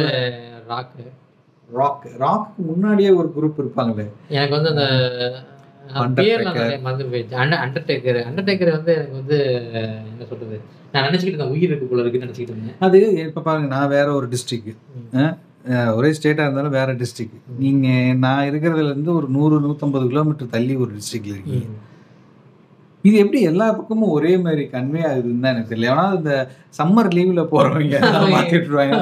இதே தான் இங்கே நடக்கும். அப்போ கம்யூனிகேஷனும் இல்லை, போன் எல்லாம் ஒன்றும் கிடையாது. பசங்க அப்படி அப்படியே மாற்றி மாற்றி சொல்லிக்கிறது தான் நினைக்கிறேன். அந்த அண்டர்டேக்கர் 7 உயிர். அதுக்கப்புறம் வந்து பார்த்தீங்கன்னா அந்த அந்த தூக்கிட்டு வருவார், அந்த ஜக்கில் தான் உயிர் இருக்கு அப்படி. மஞ்சுரேக்கரா இன்னொருத்தர் யாரோ ஒரு பேர் சொல்லுவாங்க. அந்த பெட்டியிலே எடுத்துட்டு வருவாங்க, அதே மாதிரி தான் எடுத்துட்டு வருவானுங்க. ஆனா அது உண்மையாவே நான் நம்பினேன். இந்த அளவுக்கு நம்ம இது பண்ணியிருக்காங்க. நிறைய பேர் அதுல ரே மிஸ்டீரியோ, அப்புறம் ட்ரிபிள் ஹெச், ராண்டி ஆர்டன், நிறைய பேர் அதுல இப்ப கிரிக்கெட் வந்து உங்களை எந்த டீம் இருக்கும்போது உங்களுக்கு பரிச்சயம்? நான் பார்க்கும்போது நான் வந்து எப்ப பார்க்க ஆரம்பிச்சேங்கிறது எனக்கு வந்து கேப்டன் வந்து அசுருதீன் கேப்டன்ல தான் ஃபர்ஸ்ட் நான் பார்க்க ஆரம்பிக்கிறேன். ஆனா நான் பழைய, அதாவது ஓல்டு மெமரிஸ்ன்னு போடுவானுங்க, அது கபில் தேவ், கவாஸ்கர் இதெல்லாம் பார்ப்பேன். இருந்தாலும் எனக்கு ஞாபகம் இருக்கிறது வந்து அசுருதீன் கேப்டன்ஷிப். அசுருதீன், இது ரவீந்திர ஜடேஜா, இன்னொரு ஜடேஜா இருப்பார், அஜய் ஜடேஜா. விக்கெட் கீப்பர் இல்லைங்களா, விக்கெட் கீப்பர் வந்து நயன் மூங்கியா. அப்புறம் வந்து ஸ்ரீநாத், வெங்கடேஷ் பிரசாத். ஸ்ரீலங்காவில் சரியான டீம், முத்தியாமலுக்கு அரவிந்த் டி சில்வா, ஜெயசூர்யா, அட்டப்புட்டு, இந்த மாதிரி இப்போதான் கொஞ்சம் மொக்க டீம் ஆயிடுச்சு. அப்போ சரியான டீம், அது அடிக்க முடியாத டீம். அது இப்போ டீமே இல்லை, டீமே தூக்கிட்டாங்க. இப்படி இருந்தது வேர்ல்டு கப் அடிச்ச டீம். அது வந்து சரியான சங்ககாரா, ஜெயவர்தனா, இது மாதிரி சரியான டீமாக இருந்தது. இப்பயும் நம்ம ஹாக்கியெல்லாம் பார்த்துருக்கீங்களா? ஹாக்கி ஓப்பனா சொல்லணும்னா நான் அவ்வளோவா விளையாட்டு பக்கம் போறது இல்லை. அதுவும் ஹாக்கிங்கிறது அது எப்போ தெரியுமா, ஹாக்கினா ஜெயிச்சா மட்டும்தான் தெரியும். அதுவே கூட எனக்கு தெரியாது. அது ஒரு நேஷனல் கேமுங்கிற ஒரு ஜென்ரல் நாலேஜை தவிர எனக்கு அது தெரியாது. ஒரு பெரிய தப்பு நம்ம அதெல்லாம் இருக்கு. அது வந்து தன்ராஜ் பிள்ளை அப்படின்னு சொல்லிட்டு ஒரு கேள்விப்பட்டிருக்கேன். அவர் மட்டும்தான் எனக்கு தெரியும். அவர் தான் ஹாக்கியில இருந்ததுக்காக நம்மளுக்கு ஒரு அடையாளம், நம்மளுக்கு தமிழர்ல ஒருத்தர் இருக்காரு அப்படின்னு சொல்லிட்டு. நீங்க போய் ஃபீல்டில் இதில் விளையாடுவீங்க அடிக்கடி? ஃபீல்டில் விளையாடுறது நான் வந்து காலேஜில் டிப்ளமோ படிக்கும்போது வாலிபால் விளையாடுவேன். Okay okay okay. வாலிபால் டெய்லியும் காலேஜ் முடிச்சுட்டு வந்தோம்னா வாலிபால் கண்டிப்பாக வாலிபால் விளையாடுவேன் டெய்லியும். கிரிக்கெட்டு வீக்லிஸ் விளையாடுவேன். அப்புறம் இப்போ ஆஃபீஸில் வந்த பிறகு எப்பயாவது 6 மாதத்துக்கு ஒரு வருஷத்துக்கு கிரிக்கெட்டு. இப்போதைக்கு அந்த அளவுக்கு ஒரு 1 இயர் 2 இயர்ஸில் எந்த வித ஆக்டிவிட்டியும் இல்லை. விளையாட்டை சம்மந்தம் பார்க்குறதோட சரி. ஸோ நம்ம அப்போ வந்து கேம் வந்து இப்படி தான் போயிருக்கு. ஆமாம். ஸோ இப்போ நல்லா பார்த்தீங்கன்னா விளையாடுறப்ப இருக்கிற பசங்க அது விளையாடுறதே இல்லாத மாதிரி எனக்கு ஒரு ஃபீல் நம்ம இருக்கு. விளையாடுறது இல்லை, ஆனால் விளையாடுறவங்க ப்ரொஃபஷனலாக விளையாடுறாங்க. ப்ரொஃபஷனல் மீன்ஸ் ஒரு கிளாஸில் சேர்ந்து அங்கே விளையாடுறாங்க. தெரு விளையாட்டுகள் கம்மியாயிடுச்சு. ஏன்னா சேஃப் இல்லைங்கிறனால. சேஃப் இல்லைன்னு பயம் ஃபஸ்ட்டு எல்லாருக்கும் அடிபட்டுருமோன்னு ஃபஸ்ட்டு பயம். ஃபஸ்ட்டு எல்லாம் அந்த சேஃப்டி கிட்டோட தான் எல்லாம் இப்போ விளையாடுறாங்க. ஒரு முன்னாடி நம்மள்ட்ட 80%னா இப்போ 20% விளையாடுறாங்க. இப்போ நீங்களே ஒரு சிட்டியில் இருக்கிறவங்க போய் ஒரு குளத்துல போய் நீச்சல் அடிச்சிட முடியுமா சொல்லுங்கள்? இப்போ நம்ம ஊரில் போயிட்டு நம்ம நீச்சல் அடிப்போம். ஒரு கிராமத்தில் இருந்தோம்னு வச்சுக்கலாம், அது வந்து ஒரு இதாகவே தெரியாது. அது ஒரு வாழ்க்கையோட ஒரு பகுதியாக விட. இப்போ ஸ்விம்மிங் கிளாஸில் சேர்ந்து அதுக்கு ஒரு பயிற்சி கொடுத்து அப்படி செய்யணும். நார்மலாக விட மாட்டாங்க. இப்போ இருக்கிறவங்கலாம் குளத்துக்கோ விட மாட்டாங்க. சேஃப்டி தான் ஃபஸ்ட்டு இங்கே. ஓகே கணேஷ், நம்ம வந்து இந்த எண்ட் ஆஃப் த செஷனுக்கு வந்துட்டோம். இதில் எனக்கு ஃபைனலாக என்ன கேட்குறேன்னா, எல்லா ஜென்ரேஷன்லேயும் ஒவ்வொருத்தவங்களுக்கும் அவங்க வாழ்கிற சூழ்நிலையில் ஒரு நினைவுகள் இருக்கும். நான் இருக்கும்போது இப்படி இருந்தது, இப்போ இல்லை அப்படிங்கிற மாதிரி உங்களுக்கு தோன்றது என்ன இருக்குது? அதாவது நீங்கள் இதெல்லாம் எனக்கு நல்ல மெமரியாக இருக்குது, பட் இப்போ இருக்கிற பசங்க அதை வந்து அவங்களுக்கு அது இல்லையோ அப்படிங்கிற மாதிரி தோன்றது இல்லை. தோன்றது என்ன அப்படின்னு பார்க்கும்போது எனக்கு வந்து எல்லாமே அந்த கேதரிங் தான். இப்போ ஒரு ஆனுவல் லீவ் முடியுது அப்படின்னா நான் வந்து ஃபஸ்ட்டு என்ன நினைப்பேன் அப்படின்னா, ஒரு ஊருக்கு போவேன், இல்லைன்னா என் வீட்டுக்கு ஒருத்தவங்க வருவாங்க, நான் சித்தி வீட்டுக்கு போவேன், நான் தாத்தா வீட்டுக்கு போவேன், நான் அங்கே விளையாட போகிறேன் அப்படின்னு சொல்லிட்டு இந்த நாட்டில் எண்ணிக்கிட்டு இருப்பேன். இதுவே ஒரு பண்டிகைனாலும் அந்த டேட்ஸ் எண்ணிக்கிட்டே இருப்பேன். இன்னும் 15 நாளில் தீபாவளி வருது, இன்னும் 10 நாளில் பொங்கல் வருது, இல்லை லீவ் வரதுனாலும் சாட்டர்டே ஒரு 5 நாள் இருக்குது, 4 நாள் இருக்குது. ஒரு கோயிலுக்கு போனால் கூட அங்கே வந்து ஒரு ஜாலியாக இருக்கும், ஒரு கூட்டத்தோடு இருக்கும்போது. இப்போ அந்த கூட்டமே இல்லை. இப்போ ஒரு வீட்டுக்கே நம்மளால் போக முடியல. இப்போ வந்து ஒரு சித்தி வீட்டுக்கு போக முடியுமா? ரொம்ப கம்மியாக இருக்குது. நீங்கள் வந்து ஏதாவது ஒரு கல்யாணத்தில் பார்த்தா தான் உண்டு, இல்லைன்னா ஒரு ஃபங்க்ஷன்ஸ், ஏதோ ஒரு ஃபங்க்ஷனில் பார்த்து அது ஒரு வீட்டில் போய் 2 3 நாள் தங்குற மாதிரி இப்போ ஒரு சூழ்நிலை எந்த வீட்டுக்குமே இல்லை. அந்த இது எல்லார் வீட்லையும் இது வந்து குத்தம் சொல்லலை, எல்லாரும் அவங்களுக்கு அவங்கவுங்க சூழ்நிலைக்கு மாறிக்கிட்டாங்க. நம்மளும் மாற்றிக்க வேண்டிய நிலைமைக்கு. ஆமாம், முன்னாடி வந்து ஜாயின்ட் ஃபேமிலியாக இருக்கிறதுனால எல்லாம் எக்ஸ்பெக்டேஷன் பண்ணுவாங்க வர்றதுக்காண்டி. இப்போ இருக்குது, பட் அந்த ஃப்ளோ கம்மியாக இருக்கு. நம்ம என்ன பண்ணுறாங்கன்னா, நம்ம வந்து இப்போ இருக்கிறத வச்சு நம்ம இருந்துருவோம். முன்னாடி ஒரு வீட்டுக்கு போவோம், அங்கே வீட்டில் வந்து ஒரு ஓட்டு வீடு இருக்கும், அவங்க வீட்டில் ஒரு 2 பாய் கூட இருக்காது, நம்ம அட்ஜஸ்ட் பண்ணி இருந்துருவோம். ஆனால் இப்போ வராங்கன்னா நம்ம அவங்களுக்கு வந்து தேவைகளை ஏற்படுத்தணும் அப்படிங்கிறதுனால அவங்க வர்றதே விருப்பப்படலை. நம்ம வந்தாங்கன்னா அவங்களுக்கு வந்து நம்ம சமைச்சு கொடுக்கணும், நம்ம வந்து ஏதாவது தங்க வைக்க, நம்ம அவங்களுக்கு வந்து கரெக்டாக பண்ணணுங்கிறதுனால அவங்க வராமல் இருக்கிறது பெட்டர்னு அவங்க நினைக்கிறாங்க. அது ஒன்று. ரெண்டாவது, முன்னாடி வந்து தொழில் ரீதியாக வந்து அந்த ஊருக்குள்ளேயே இல்லாட்டி ஊர் பக்கத்துலேயே தான் எல்லா ஃபேமிலியுமே இருக்கும். இப்போ எல்லாருமே வேறு வேறு போயிடுறோம். அதே மாதிரி இப்போ இருக்கிற ஒர்க்கு ப்ராசஸ், ப்ரெஷரு, லீவு இதெல்லாம் வந்து பார்த்தீங்கன்னா வேறு மாதிரி இருக்குது. அதனால் ஒரு ஃபேமிலியை கூப்பிட்டு போயிட்டு வர்றது அப்படிங்கிறதே ஒரு பெரிய விஷயம். கல்யாணத்துக்கு போயிட்டு வர்றதே பெரிய விஷயமா இருக்குது. ஒரு ஃபங்க்ஷன், ஒரு பெரிய ஃபங்க்ஷனுக்கு போயிட்டு வர்றதே பெரிய, அந்த கேதரிங்கே பெரிய. ஆமாம், அது ஒரு நல்ல, ஆமாம், அந்த ஒரு எக்ஸ்பீரியன்ஸ் தனி. இப்போ நினச்சி பார்த்தாலும் இதாக இருக்குது. அதாவது லீவில் வந்து ரிலேஷன் வீட்டில் போய் அங்கே சில நிறைய நினைவுகள் இருக்கும், அங்கே நண்பர்கள் இருப்பாங்க. அது ஒரு தனி. ஆமாம், ஏன்னா நம்ம வாழ்கிற பாட்டோட தனி, அது வேற இதாக இருக்கும். நம்ம இங்கே பண்ணுற விஷயம் ஒன்று இருக்கும், ஆனால் அங்கே பண்ணுற விஷயம் இருக்கும். இங்கே வந்து நம்மளால் அந்த விஷயத்த பண்ண முடியாது. இப்போ எடுத்துக்காட்டுக்கு நான் வந்து கொஞ்சம் தாலுக்கால இருக்கிறதுனால ஒரு தோப்பு, ஒரு காடு அப்படின்லாம் நம்ம இருக்க முடியாது. அது ஒரு நகர வீடு நிறைய. ஆனால் அங்கே போகும்போது நம்ம வந்து ஒரு கிராமத்தானாவே மாறிடுவோம். ஒரு வயலுக்கு போகிறது, ஒரு மாங்காய் பறிக்கிறது, அங்கே வேலை செய்கிறது, அவங்க வேலை செய்வாங்க, அதோட கூட நாமளும் வேலை செய்வோம். இதேமாரி செய்யும் போது நம்மளுக்கு நம்ம விட்டுட்டு நம்ம வேற விதமா நல்லா இருக்கும். நம்ம எக்ஸ்பீரியன்ஸ் வேற மாதிரி இருக்கும். இதில் என்ன காமெடின்னா, நான் இருக்கிறதே கிராமமாக தான் இருந்தது, தாலுக்கா நீங்கள் சொல்கிற மாதிரியே தான். ஆனால் அந்த ஊருக்கு போகும்போது நம்மளோட மனநிலை ஏதோ ஒரு சிட்டியிலேருந்து வந்த ஒரு ஃபீல் வரும்.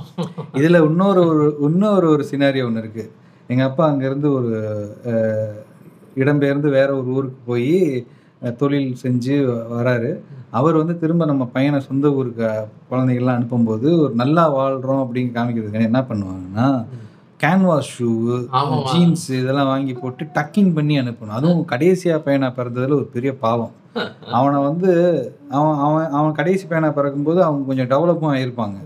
ஸோ அப்போ வந்து அவனை காமிக்கிறதுக்காண்டி அவனை வந்து எனக்கு அது இஷ்டமே இருக்காது.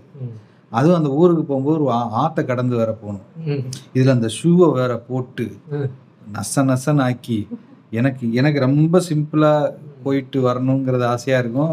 நம்மளை வச்சு அவங்க வந்து காமிக்கணுங்கிறது கொடுமைப்படுத்துவாங்க. அது ஒரு இது இருக்கு. அது ஒரு இது இருக்கு. ஸோ அந்த வகையில் பார்த்தா ஊருக்கு போயிட்டு வர்றதும் கம்மியாயிடுச்சு. உங்களுடைய அனுபவம் என்ன?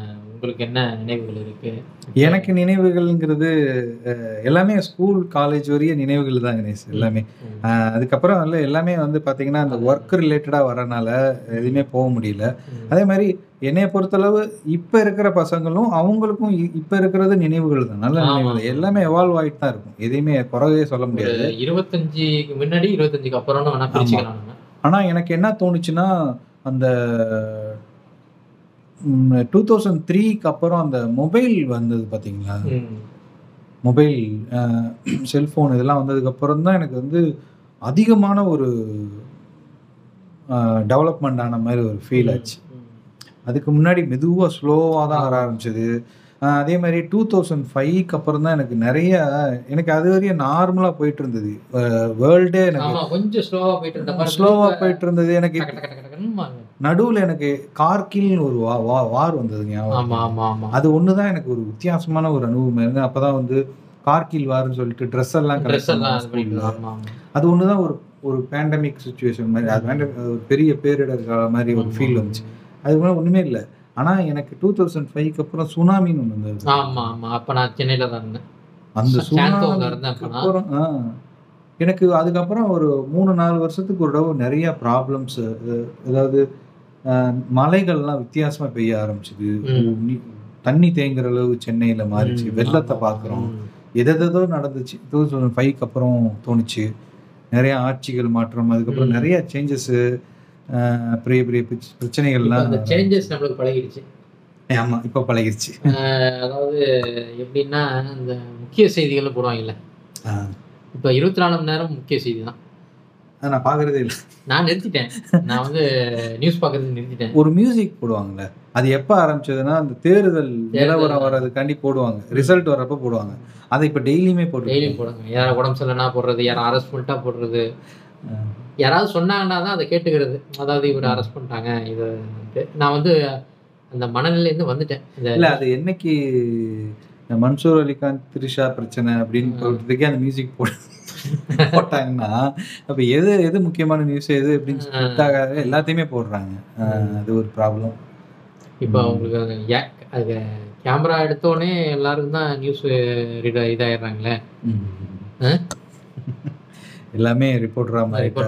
என்ன முன்னாடி நம்ம 8:30 மணி நியூஸ் சொல்றது தான் நம்ம உண்மை நினைச்சிட்டு இருந்தோம். இப்போ நியூஸை ஃபில்டர் பண்ணுறது தான் பெரிய கஷ்டமா இருக்கு. தணிக்கை பண்ணணும். இப்போ எக்ஸாம்ஸ்க்குலாம் படிக்கிறாங்களே, அது எதை படிப்பாங்க? இந்த மாதிரி நியூஸ் தான் அவங்களுக்கு ஒரு பெரிய ஒரு ஜிகேவா இருக்கும். இப்போ எங்க போய் எடுக்கிறதுங்கிற மாதிரி நியூஸ் பேப்பர்ல வர்றது எல்லாமே ரைட்டுன்னு சொல்ல முடியாது. ஆமா, இந்து இந்த மாதிரி தான் எடுத்து நியூஸ் பேப்பரை வச்சு எடுத்துக்கணும். ஓகே கணேஷ், நம்ம வந்து ஒரு மில்லினியல் ஜென்ரேஷனாக ஒரு மாதிரி ஒரு ரவுண்டு போயிட்டு வந்திருக்கோம். இது வந்து எனக்கு தெரிஞ்சு நம்ம நினைச்சது ஒன்று, பேசுனது ஒன்று, வந்தது ஒன்றா இருக்கலாம். கேட்குறவங்க வந்து என்னடா வந்து ஒன்று பேசிக்கிட்டு இருந்தாங்க, டக்குன்னு அங்கே போனாங்க இங்கே வந்தாங்க. ஏன்னா மில்லினியல் ஜென்ரேஷன் இப்போ ஏஜ் நியர் 40 ஆயிடுச்சு. இப்படி தான் பேசுவோம். இப்படி தான் எங்கேயோ ஆரம்பிச்சு எங்கேயோ போகும். நம்ம வந்து பேசுனா நான் 40 மணி நேரம் கூட பேசலாம். இது விஷயம் அதிகமா இருக்கு. ஆனா என்னன்னா ஒரு கோர்வையா பேச முடியாது. ஆமா. இதுக்கப்புறம் இது நடந்தது, இதுக்கப்புறம் அது நடந்ததுன்னு. நீங்க வந்து எப்படின்னா இது வந்து அங்க கேட்டுக்கிட்டத இந்த இதோட ஜாயின் பண்ணி அப்படி ஓட்டிக்கணும். அவ்வளவுதான். வேற வழி இல்ல. இல்ல ஏன்னா ஒண்ணு சொல்லணும்னா, அத நீங்க சொன்ன மாரி தான். ஸ்கூல், காலேஜ் வரைய தான் ஒரு ஸ்லோ ஸ்பேஸா மெமரி இருந்தது. அதுக்கு வேலைக்கு வந்ததுக்கப்புறம் போற ஒவ்வொரு 5 வருஷம், 10 இல்ல வருஷங்கிறது நான் வந்து காலேஜ் முடிக்கிற வரைக்கும் பேசினா கூட வாழ்நாள் முழுக்க பேசிட்டு இருக்கலாம். பேசிட்டே இருக்கலாம். அதுக்கப்புறம் ஒண்ணுமே இல்ல. அதுக்கப்புறம் 25 to 40ல வந்து ஒரு தடவ கல்யாணம் நடந்ததா? ஆனது. அது ஒரு நிகழ்வு இருக்கும். அவ்வளவுதான். அதுக்கப்புறம் வந்து பார்த்தீங்கன்னா, ஒ எல்லாம் டெய்லியும் ஒரே மாரி தான் போயிட்டே இருக்கும். காலேஜ் ஆஃபீஸ் போறோம், வரோம். ஆஃபீஸ் போறோம், வரோம், வரோம். ஒரு புதுசா ஒரு நிகழ்வுங்கிறது ரொம்ப ரேரா இருக்கும். ஏதாவது நீங்க ஏதாவது ஒரு புது இடத்துக்கு போயிருந்தா, ஆ. அதனாலதான் நான் என்ன பண்றேன்னா, ஒரு வருஷத்துக்கு ஏதாவது ஒரு வெளியூர் போறது. ஒரு கொடைக்கானலோ, ஒரு ஊட்டியோ, ஒரு முன்னாரு, ஏதோ ஒரு மலைப்பிரதேசம் போயிட்டா, அங்க நடந்தது கொஞ்சம் ஞாபகம் இருக்கு. அது என்ன இப்ப கணேஷ், இப்ப இந்த சொசைட்டிக்குள்ள வந்து அந்த ஒர்க்குக்காண்டி ஓடிட்டு இருக்கோம்ல, அதுல வந்து நெறைய பொருள் சேர்க்கிறது, பணம் சேர்க்கிறது, ஸ்டேட்டஸை மெயின்டைன் பண்றதுன்னே ஓடுறது, கேரியர்ல இம்ப்ரூவ் ஆகுது அப்படிங்கிறபோது, இந்த சின்ன சின்ன விஷயங்களுக்குரிய ஆர்வம் வந்து அதுல ஒரு ரசிக்கிற தன்மையை இழந்துட்டு இருக்கோங்கிறது வந்து இல்ல இல்ல அது என்ன விஷயம்னா அதெல்லாம் சேர்த்துட்டா அதை அனுபவிக்க போறது நம்மளும் கிடையாது. என்ன அது யார் அனுபவிக்க போறாங்கன்னு நமக்கும் தெரியாது. ஆனா அதுக்காக நம்ம வந்து உயிரே கொடுத்துட்டு இருப்போம் உட்காந்துக்கிட்டு கடைசி வரைக்கும். என்னன்னு கேட்டா அவங்களுக்காக இவங்களுக்காகன்னு சொல்லிட்டு நம்ம நல்ல பேர் வாங்கணுங்கிறதுக்காகவே வாழ்ந்துட்டு இருக்கணும். வாழலாம், ரொம்ப வாழ வேணாம், கொஞ்சம் வாழ்ந்துட்டு நம்மளுக்காக கொஞ்சம் வாழ்றது. நான் 38 வருஷத்துல நான் வந்து புரிஞ்சுக்கிட்ட ஒரு விஷயம். அதாவது ரொம்ப மற்றவங்க வந்து பார்க்கணும், வீடு கட்டணும், அப்படி இருக்கணும், இப்படி இருக்கணும் அப்படின்னு ரொம்ப யோசிக்காம உங்களுக்கு என்ன இஷ்டமோ அதை வாழ்றது பேசிக்கான ஒரு நெசசிட்டி. அதாவது நான் வந்து உழைக்காம இருக்கணும்னு நான் சொல்லலை. உங்களுக்கு அதுல இஷ்டம் இருந்தா பண்ணலாம், கடுமையா உழைக்கலாம். ஆனா உங்க அதாவது உணவு, உடை, இருக்கிற இடம், நம்மளுக்கு ஓரளவு வெல்த்து, அதை வச்சு நம்ம வாழ்க்கை போகுது அப்படின்னா அது போதும். ரொம்ப ஸ்ட்ரெஸ் எடுத்துக்க தேவை. அதனால ஸ்ட்ரெஸ் எடுத்துக்கிறாங்கிறதுனால சொல்றேன். கரெக்ட். அது உண்மைதான். அது வந்து ஸோ இதுல இருந்து என்ன தெரியுதுன்னா, சொல்லுவாங்க கார் வாங்கினா பெரிய ஆளு, வீடு வாங்கினா பெரிய ஆளு. அப்ப அம்பானி எல்லாம் எத்தனை பெரிய ஆளு, அதானி எல்லாம் இப்ப பெரிய ஆளு. அவங்கள்ட்ட போய் கேட்டீங்கன்னா அவங்க வந்து அவங்களோட விருப்பம் எதுவோ அவங்களுக்கே அவங்கள அனுபவிக்க முடியாதுண்ணா. அதான் இப்ப பிரச்சனை. பணம் நிறைய இருக்கும், ஆனா என்னை பொறுத்த வரைக்கும் அனுபவிக்கணும்னா என்ன சொல்றதுன்னா அந்த சந்தோஷம் இருக்கணும், மகிழ்ச்சி. அதுக்கு வந்து கண்டிப்பா நம்மளோட மைண்ட் செட்டு தான். உண்மையிலேயே அது அதாவது நீங்க பாத்தீங்கன்னா ரோட்ல போறது ஒருத்தன் வந்து ஒண்ணுமே இருக்காது, ஆனா சந்தோஷமா இருப்பான். அந்த வேலையை செஞ்சுக்கிட்டு அன்னைய பொழுது அவன் வாழ்வான். நம்ம எதிர்காலத்துக்கு ஒண்ணு வாழ்வோம், இல்ல இறந்த காலத்தை நினைச்சு வருத்தப்படுவோம். இதெல்லாம் செஞ்சுக்கிட்டு இருக்கிறோம். நிகழ்காலத்துல வாழ்ந்தாலே பாதி பிரச்சனை. திடீர்னு ஒரு பாக்ஸ்குள்ள மாட்டியிருக்கிற மாதிரி இருக்கும். எல்லாத்தையும் பாஸ் பட்டன் நம்பிக்கை வெளியே வந்துட்டு ஒரு டூர் போகிறது, ஒரு இயற்கையை ரசிக்கிறது, சாங்ஸ் கேட்குறது, ஒரு முழுமையான மனதோட ஒரு நாள் குவாலிட்டி டைம் ஸ்பெண்ட் பண்ணணும். அதாவது அதுக்குன்னு ஸ்பெண்ட் பண்ணணும். ஸ்பெண்ட் பண்ணிட்டு வர்றது, சின்ன சின்ன விஷயங்களோட இது பண்ணுறது, முக்கியமாக ஃப்ரெண்ட்ஸோட பேசி நிறையா மனம் விட்டு பேசுறது. ஏன்னா சைக்கலாஜிக்கலாக ஒரு நண்பனை வச்சுக்கணும் நம்ம பக்கத்தில். ஒரு 5 நிமிஷம் 10 நிமிஷம் பேசுறோமோ ஒரு பைத்தியகாரத்தனமா கூட பேசலாம். ஜாலியா அதான் பைத்தியகாரமா பேசுறது தானே ஃப்ரெண்ட்ஸ். ரிலாக்ஸ் ஆகிக்கணும், ரிலீஃப் பண்ணிடணும், எதாக இருந்தால் வெளியே இது பண்ணிடணும். ஏன்னா ஒவ்வொருத்தர் மேல கோபம் வச்சுக்கிட்டு பேசாமலே இருப்பாங்க.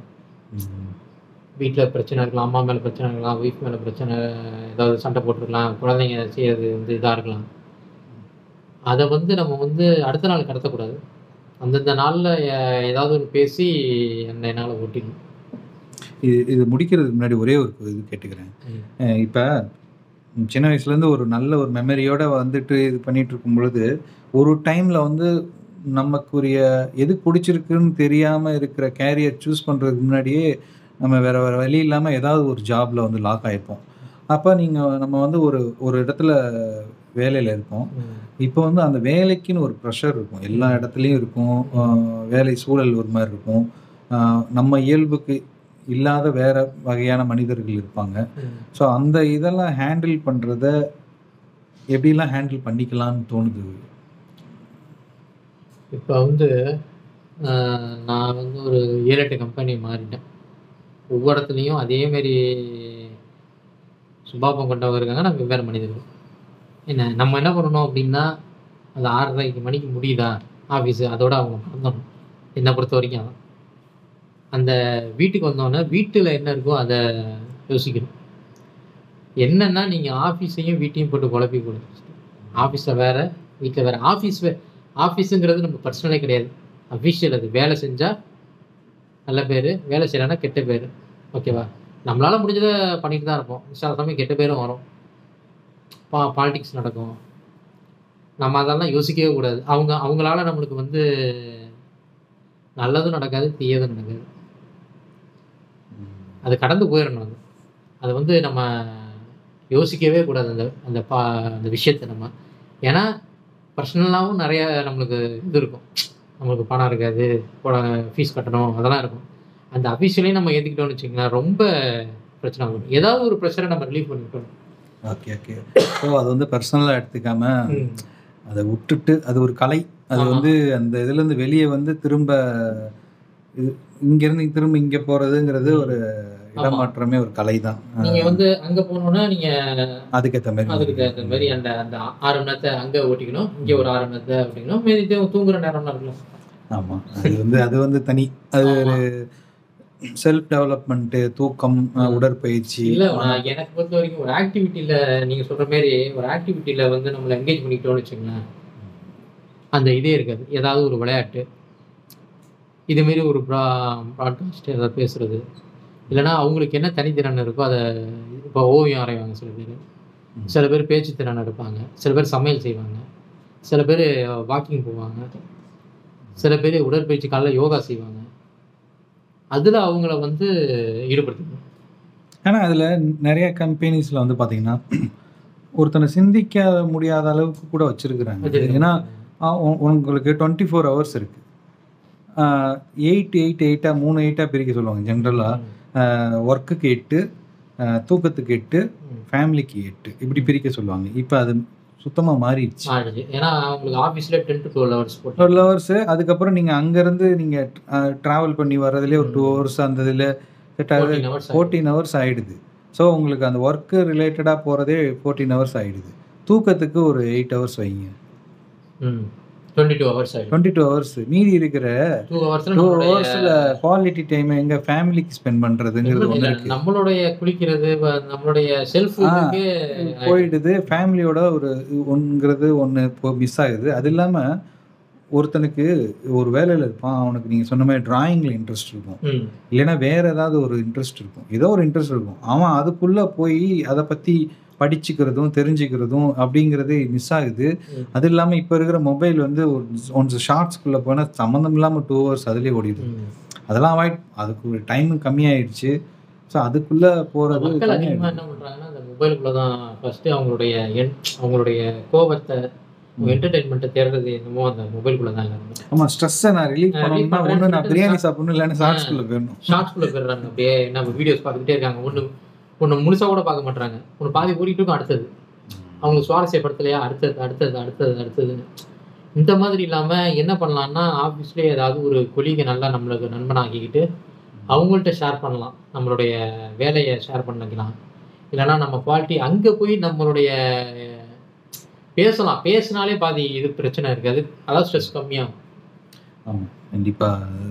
நம்ம வைப்பில் இருக்கிற ஒரு ஆள் கூட எப்பயும் வந்து நம்மளுக்கு கோபமாக இருக்குது, ஒரு டீம் லீடர் மேலே, நம்ம மேனேஜர் மேலே, சக கொலீக் மேலே கோபமாக இருக்குது அப்படின்னா அவர்கிட்ட போய் நம்ம கொட்டலாம்.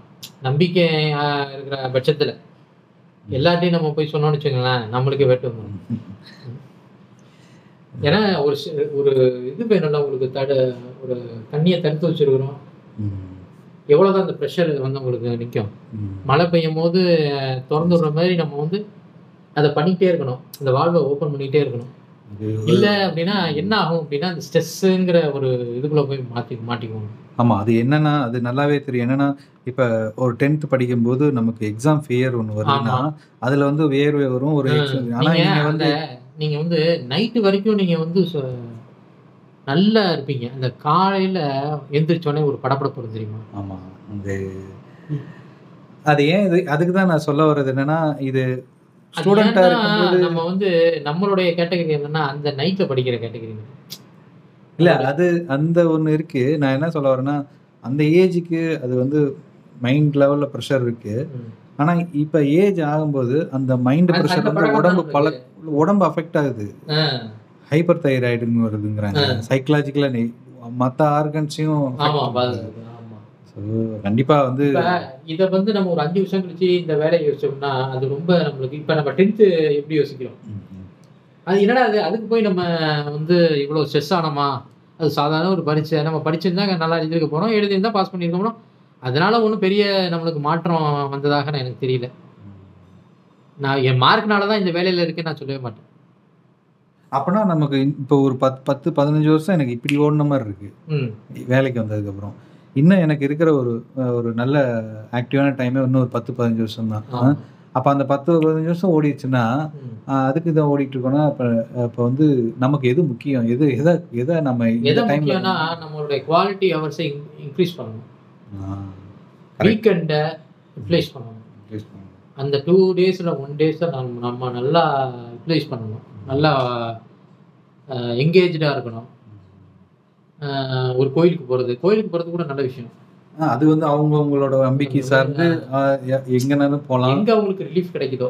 இப்ப சில பேர் பீச்சுக்கு போவாங்க, சில பேர் நல்ல கார்டனுக்கு போவாங்க, சில பேர் நல்ல ட்ரெக்கிங் போவாங்க.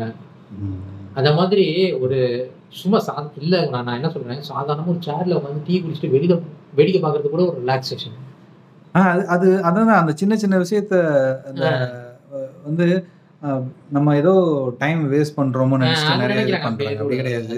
அது வந்து அந்த ஹவர்ஸ் தான் உங்களுடைய ப்ரொடக்ஷன் ஹவர்ஸ்.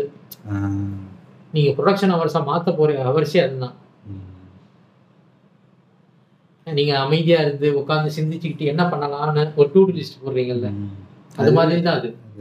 அது வந்து ஒரு ஃபியூல் நிரப்புற மாதிரி இருக்கு. கரெக்ட். நீங்க வந்து 8 ஹவர் ஒர்க் பண்ண எஃபெக்டிவா ஒர்க் பண்ணலாம். எஃபெக்டிவா 8 ஹவர் ஒர்க் பண்றதுக்கு அது ஒரு நல்ல இதுதான். அது நிறைய பேத்துக்கு வந்து எனக்கு எது பிடிக்கும்னு தெரியவே இல்லைன்னு சொல்றாங்க. அது வந்து உண்மையாவே சொல்லப்போனா உண்மைதான். அது எனக்கே அப்படி தோணும். அது உண்மைதான். அத வந்து அப்படி நினைக்க வேணாம்னு தான் சொல்றேன். ஏன்னா ஒவ்வொரு காலகட்டத்துல ஒவ்வொரு பிடிக்கும். அந்த தேடல் இருக்கிறதே ஒரு ப்ராசஸ் தான். அது வந்து ஒண்ணும் இல்லை. நம்மளுக்கு சின்ன பிள்ளையில உங்களுக்கு வந்து உங்க அப்பா ஏதாவது வாங்கிட்டு வந்தா பிடிக்கும். ஒரு தீனி. இப்ப சம்பாதிக்கிறீங்க நீங்க. இப்ப என்ன தோணும்னா உங்க பசங்களுக்கு போய் வாங்கி கொடுக்க தான் பிடிக்கும். இல்ல நான் இந்த மாதிரி சொல்றேன்னா, அந்த நமக்கு வந்து நம்ம எதை நம்ம வந்து பிடிச்சி பண்றோம் வேலை. எனக்கு எந்த என்டர்டைன்மெண்ட் பிடிக்கும். டிராயிங் பிடிக்கும். என்ன பொறுத்த வரைக்கும் அதெல்லாம் காலம் தாங்க. இப்ப எனக்கு வந்து ஸ்பிரிச்சுவல் பிடிக்குது. புரியுதுங்களா? இப்ப எனக்கு ஒரு கோயிலுக்கு போறதோ, ஒரு நடந்து போறதோ, ஒரு வாக்கிங்கோ, ஒரு அமைதியா ஒரு சூழ்நிலை உட்காரது பிடிக்கும். அப்போ ஒரு கூட்டத்துல உட்காந்து பசங்களோட ஜாலியா அரட்டை அடிக்கிறது பிடிச்சது. அதுக்கு முன்னாடி கிரிக்கெட் விளையாடுறது பிடிச்சது. அதுமாரி ஒரு காலகட்டத்தில் ஒவ்வொன்றும் பிடிக்கும் எல்லாருக்கும். ஆனா இதுதான் எனக்கு கடைசி வரைக்கும் பிடிக்கணும்னு அவசியம் கிடையாது. மாறிக்கிட்டே இருக்கும். So life like a river ஓடிட்டே இருக்கும். அதில் நம்ம வந்து எண்ணங்களை ஓடிட்டே இருக்கும்போது என்னென்ன நம்மளுக்கு அதில் பார்க்குறோமோ சைடில் அதை நம்ம சேகரிச்சுட்டு போயிட்டே இருக்கோம். இது முக்கியமாக இதில் தெரிஞ்சுக்கிட்டது குவாலிட்டி டைம். நம்ம எந்த அளவுக்கு நான் என்ன சொல்ல வரேன்னா, நீங்க நம்ம வாழ்ந்த நேரங்கள்ங்கிறது என்னன்னா, நம்ம வந்து என்னென்ன நேரங்களை ஞாபகம் வச்சிருக்கோமோ அதுதான் நம்மளோட ஆயுஸ். நம்மளோட 60, 80, 90 கிடையாது. நம்மளால ரீவைண்ட் பண்ணி எவ்வளவு நேரம் சொல்ல முடியுதோ அதுதான் நம்மளோட ஆயுஸ். அது வந்து 1 இயரா இருக்கலாம், 10 மந்த்ஸா இருக்கலாம், 5 ஹவர்ஸா இருக்கலாம்.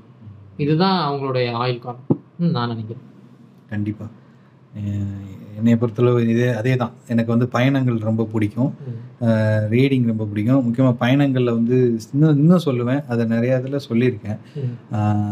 அந்த இயர்லி ஒன்ஸ் ஓப்பன் பண்ணுற அந்த திக் ஃபாரஸ்ட்டுக்குள்ளே போகிறப்ப அந்த ஏர்லி மார்னிங்கில் வர அந்த லைட்டிங்கை வந்து பார்க்குற அனுபவமே தனி. அது ஸோ இது மாதிரி பல அனுபவங்கள் இருக்குது. சூப்பர் கணேஷ். இது வந்து எங்கேயோ ஆரம்பிச்சது, டாபிக் இல்லாத ஒரு ஃபர்ஸ்ட் இன்டர்வியூன்னே சொல்லலாம். ஆனால் நல்லா இருந்தது. ஆனால் எண்டில் வந்து உண்மையாகவே ஒரு குவாலிட்டி டைம்ங்கிறது முக்கியம்தான். ஸோ கண்டிப்பாக இன்னொரு மக்கள் எதிர்பார்த்தாங்கன்னா இந்த மாதிரி நம்ம மறுபடியும் வருவோம். கண்டிப்பாக இன்னும் நிறையா டாபிக் நம்ம பேசுவோம். பேசும்போது தான் ஏன்னா சில பேர் வந்து இந்த மாதிரி பொறுமையாக கேட்டு மறுபடியும் சரி இது மாதிரி கேட்போம் அப்படின்னு ஆர்வப்படணும். ஆமாம், சேம் வைப்பில் இருக்கிறவங்க இது வந்து நம்ம என்ன இது வந்து ஒரு சைக்காட்டிஸ்ட்டை போயிட்டு பேசுகிற மாதிரி நமக்குள்ள எனக்கு தெரியாததை கேட்டுக்கிறது. எனக்கு இந்த அனுபவம் இருக்குது, உங்களுக்கு இந்த அனுபவம் இருக்கா, அந்த அனுபவத்தின் மூலமாக இதை எப்படி ஹேண்டில் பண்ணுறீங்க, இது மாதிரி நிறையா பேசணும்னு இருக்கு. இல்லை உங்களுக்கு நடந்தது எனக்கும் நடந்திருக்கலாம். எனக்கு நடந்ததை உங்கள் மூலமாக நீங்கள் எப்படி ஹேண்டில் பண்ணியிருப்பீங்க, நான் எப்படி ஹேண்டில் பண்ணியிருக்கேன். ஆமாம், இது ஒரு ஒரு தரம் தானே. ஒரு முன்னாடி இருக்கிற எக்ஸாம்பிளை வச்சு நம்ம எப்படி போய்க்கலாம். இப்போ நிறைய பேருக்கு அந்த இன்ட்ராக்ஷனே இல்லை. இப்போ எனக்கு வந்து ஒரு கோயிலுக்கு போகிறதுக்கு வழி இது, எனக்கு எப்படி போகணும்னு தெரியாது, என்ன நான் பண்ணணும்னு தெரியாது. ஒரு குருசாமி வேணும் எனக்கு, அதுக்கு ஒருத்தர் இருக்காருன்னா அவர் மூலமாக போயிடுவேன், அவ்வளோதான். அது மாதிரி எல்லாருமே சந்திக்கிற எல்லா மனிதர்கள் மூலமாகவே நம்ம வந்து ஒரு ஒரு ஒரு குரு இருக்காரு, அவர் மூலமா நம்ம தெரிஞ்சுக்கணும். எனக்கு ஒரு ஸ்டேஜ்ல தோணுச்சு இந்த ஏஜ் பார்த்து கத்துக்கிறது அப்படிலாம் இல்லை. எந்த சின்ன வயசுல என் பையன் அவங்க சொல்லுவான், அதுவே புதுசா இருக்கும், கத்துக்கணும், அது வந்து தெரிஞ்சுக்கணும், கேட்டுக்கணும். அவன் ஒரு வார்த்தை சொல்லுவான், அது எனக்கு புதுசா இருக்கும், நான் அதை யூஸ் பண்ணுவேன். ஆக்சுவலா அவங்க மூலமா தான் நிறைய ட்ரெண்ட். ஆமா, அவங்க புதுசா அவங்க லேர்ன் பண்ணிட்டு இருக்காங்க. இப்ப அவங்களுடைய ஸ்டூடெண்ட்ஸோ அவங்களுடைய மாணவர்களோட பழகுறாங்க, டீச்சர்ஸோட பழகுறாங்க, புதுசாக பார்க்குறாங்க, நிறைய கற்றுக்குவாங்க. அது மூலமாக வரும்போது நம்ம வந்து அதை ஈஸியாக நம்ம கற்றுக்க மாட்டோம், இருக்கிறத வச்சு ஓட்டுவோம் அப்படின்னு தான் நம்மளோட எண்ணமாக இருக்கும். எக்ஸிஸ்டிங் என்னமோ அதை வச்சு பார்த்துக்குவோம். புதுசாக அந்த பயம் நம்மளுக்கு ஃபஸ்ட்டு. ஆனால் ட்ரை பண்ணுவோம், முடியலன்னா எக்ஸிஸ்டிங் வச்சு ஓட்டிக்குவோம். ஓகே கணேஷ், இன்னொரு சந்திப்பில் கண்டிப்பாக சந்திப்போம். நன்றி நண்பர்களே. இன்னொரு நல்ல ஒரு புத்தகமோ இல்லாட்டி ஒரு படமோ இல்லாட்டி இதே மாதிரி ஒரு இன்ட்ராக்ஷனோ நம்ம சந்திப்போம். எல்லாம் சரியாகும். நிம்மதியாக தூங்குங்க. நன்றி, வணக்கம்.